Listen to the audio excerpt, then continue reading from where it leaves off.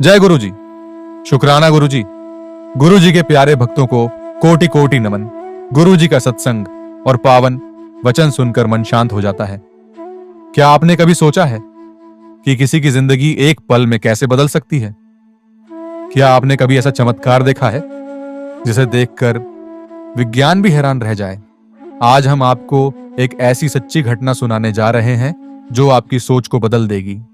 यह सिर्फ एक कहानी नहीं है, बल्कि गुरुजी की कृपा का जीवंत प्रमाण है। आओ गुरुजी का सत्संग सुनते हैं। इस सत्संग को पूरा सुनो और इस सत्संग को शेयर जरूर करें। और भक्तजनों को हाथ जोड़कर निवेदन है कि इस चैनल को सब्सक्राइब करें और हर रोज गुरुजी के सत्संग का लाभ उठाएं। यह घटना एक ऐसे भक्त की है जिसकी जिंदगी अंधकार में डूबी हुई थी। उसे हर तरफ से सिर्फ और सिर्फ दुख, तकलीफ और हार मिल रही थी। लेकिन फिर एक ऐसा चमत्कार हुआ जिसने उसकी किस्मत ही बदल दी। क्या था वो चमत्कार? कैसे गुरुजी की कृपा ने असंभव को संभव कर दिया? जानने के लिए इस सत्संग को पूरा देखें, क्योंकि आखिर में हम आपको ऐसा रहस्य बताएंगे जिसे सुनकर आपकी रूह कांप उठेगी। यह कहानी राहुल नाम के एक युवक की है जो एक मध्यम वर्गीय परिवार से था। उसका बचपन सामान्य था, लेकिन जैसे जैसे वह बड़ा हुआ उसकी जिंदगी में परेशानियां बढ़ती गईं। राहुल एक बहुत मेहनती इंसान था, लेकिन उसकी किस्मत हमेशा उसका साथ छोड़ देती थी। जब वह स्कूल में था तो पढ़ाई में अच्छा था, लेकिन जब परीक्षा का समय आता तो या तो वह बीमार पड़ जाता या फिर कोई बड़ी समस्या आ जाती। उसने किसी तरह 12वीं की परीक्षा पास की, लेकिन जब कॉलेज में दाखिले का समय आया तो अचानक उसके पिता की नौकरी छूट गई। घर की आर्थिक स्थिति इतनी खराब हो गई कि राहुल को अपनी पढ़ाई छोड़नी पड़ी। अब राहुल को नौकरी करनी थी ताकि घर की मदद कर सके, लेकिन जितने भी प्रयास उसने किए सब बेकार गए। उसे कहीं भी सफलता नहीं मिली। धीरे धीरे उसके दोस्त भी उसे अकेला छोड़ने लगे। हर तरफ से निराशा, दुख और असफलता ने उसे घेर लिया। एक दिन जब वह थक कर घर के एक कोने में बैठा हुआ था, तब उसकी मां उसके पास आई और कहा, बेटा, तुम इतने दुखी क्यों रहते हो? क्या तुमने कभी ईश्वर की शरण ली है? राहुल ने निराशा से कहा, मां, अगर ईश्वर होते तो क्या मेरी जिंदगी ऐसी होती? उसकी मां ने मुस्कुराते हुए कहा, बेटा, ईश्वर हर जगह हैं, लेकिन जब तक हम उनकी शरण में नहीं जाते तब तक वे हमारी मदद नहीं कर सकते। फिर उसकी मां ने उसे गुरुजी के सत्संग के बारे में बताया जो शहर में होने वाला था। राहुल ने पहले तो जाने से मना कर दिया, लेकिन मां के आग्रह पर वह अनमने ढंग से सत्संग में चला गया। जब वह सत्संग स्थल पर पहुंचा तो वहां का वातावरण बहुत ही दिव्य और शांतिपूर्ण था। वहां हजारों लोग बैठे थे, लेकिन जैसे ही गुरुजी मंच पर आए, पूरा माहौल एक अलग ही ऊर्जा से भर गया। गुरुजी ने अपनी आंखें बंद की और कहा, आज यहां एक भक्त बैठा है जिसने ईश्वर पर से विश्वास खो दिया है।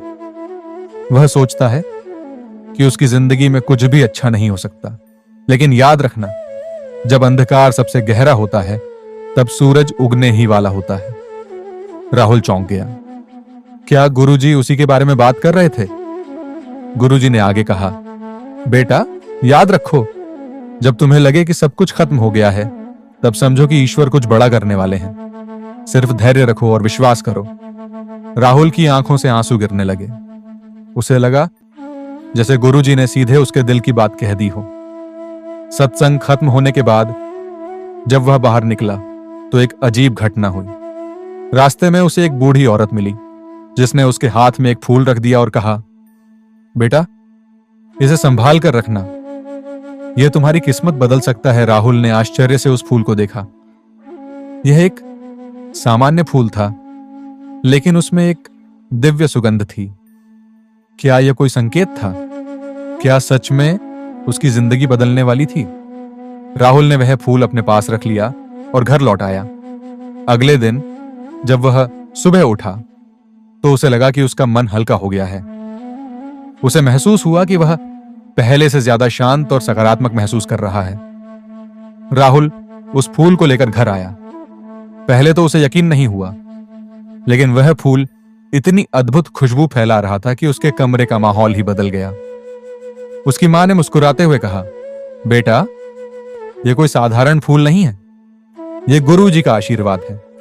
राहुल को यह सब अजीब लग रहा था, लेकिन उसने वह फूल एक किताब के अंदर रख दिया। रात में जब वह सोया तो उसे एक अजीब सपना आया। उसने देखा कि वह एक घने जंगल में खो गया है। चारों तरफ अंधेरा है, लेकिन तभी उसे दूर एक रोशनी दिखाई देती है। जैसे ही वह उस रोशनी की ओर बढ़ता है, गुरुजी वहां खड़े दिखाई देते हैं। गुरुजी मुस्कुराते हुए कहते हैं, बेटा डर मत, तुम सही रास्ते पर हो। यह फूल तुम्हें वहां ले जाएगा जहां तुम्हें होना चाहिए। बस विश्वास रखो। राहुल की अचानक नींद खुल गई। उसका पूरा शरीर पसीने से भीगा हुआ था, लेकिन मन में एक अजीब सी शांति थी। अगले ही दिन जब राहुल एक इंटरव्यू के लिए जा रहा था, तो रास्ते में उसे वही वृद्ध महिला फिर से मिली। इस बार उन्होंने राहुल को देखते ही कहा, बेटा क्या तुमने फूल को संभाल कर रखा? राहुल ने सिर हिलाया। महिला ने कहा, आज तुम्हारी परीक्षा का दिन है। यह मत भूलना कि चमत्कार सिर्फ उन्हीं के लिए होते हैं जो खुद पर विश्वास रखते हैं। राहुल को लगा कि यह कोई संयोग नहीं हो सकता। उसने महिला को धन्यवाद दिया और इंटरव्यू के लिए चला गया। इंटरव्यू के दौरान राहुल के साथ कुछ अजीब हुआ। जब वह इंटरव्यू पैनल के सामने बैठा तो उसे बहुत घबराहट हो रही थी, लेकिन तभी उसने अपने कोट की जेब में हाथ डाला और पाया कि वह फूल वहीं था। जैसे ही उसने उस फूल को छुआ, अचानक उसके अंदर आत्मविश्वास आ गया। उसने सभी सवालों के जवाब इतनी सहजता से दिए कि इंटरव्यू लेने वाले अधिकारी भी प्रभावित हो गए। अंत में उनमें से एक अधिकारी ने कहा, राहुल तुम्हारा इंटरव्यू बहुत अच्छा रहा, लेकिन क्या तुम जानते हो कि हमने तुम्हें क्यों चुना? राहुल ने सिर हिलाया। अधिकारी ने मुस्कुराकर कहा, क्योंकि तुम्हें आत्मविश्वास था और तुम्हारे चेहरे पर एक अलग ही चमक थी। राहुल हैरान रह गया। क्या यह गुरुजी की कृपा थी? राहुल को नौकरी मिल गई, लेकिन उसकी जिंदगी में चमत्कार यहीं खत्म नहीं हुआ था। धीरे धीरे उसकी किस्मत बदलने लगी। जो भी काम वह हाथ में लेता वह सफल हो जाता। घर की आर्थिक स्थिति सुधरने लगी। फिर एक दिन उसने सोचा कि वह गुरुजी के दर्शन करने फिर से जाएगा और उन्हें धन्यवाद कहेगा। जब वह सत्संग में पहुंचा तो गुरुजी ने भीड़ में से उसकी ओर देखा और मुस्कुराते हुए बोले, जिसे हम चमत्कार कहते हैं वह असल में ईश्वर की योजना होती है। बस हमें उस पर भरोसा रखना होता है। राहुल की आंखों में आंसू आ गए। अब उसे समझ आ गया था कि वह फूल सिर्फ एक प्रतीक था। असली चमत्कार उसका विश्वास था जो गुरुजी ने उसमें जागृत कर दिया था। राहुल की यह कहानी सिर्फ उसकी नहीं, बल्कि हर उस इंसान की है जो मुश्किलों से घिरा हुआ है। गुरुजी का सत्संग और आशीर्वाद हमें यही सिखाता है कि अगर हम खुद पर और ईश्वर पर विश्वास रखें तो असंभव भी संभव हो सकता है। अगर आपको यह कहानी पसंद आई तो इसे अपने दोस्तों और परिवार के साथ जरूर साझा करें। सत्संग का आशीर्वाद सबको मिले। जय गुरुजी। शुक्राना गुरुजी। गुरुजी के प्यारे भक्तों, आज का सत्संग आपको कैसा लगा कमेंट करके जरूर बताएं। इस सत्संग को अपने परिवार और रिश्तेदारों के साथ साझा करें ताकि उनकी आत्मा भी परमात्मा से जुड़ सके। अगर आप अपने मन की बात हमारे साथ साझा करना चाहते हैं तो कमेंट में लिखें। हम सत्संग के माध्यम से आपकी उलझनों का समाधान करने का हर संभव प्रयास करेंगे। शुक्राना गुरुजी।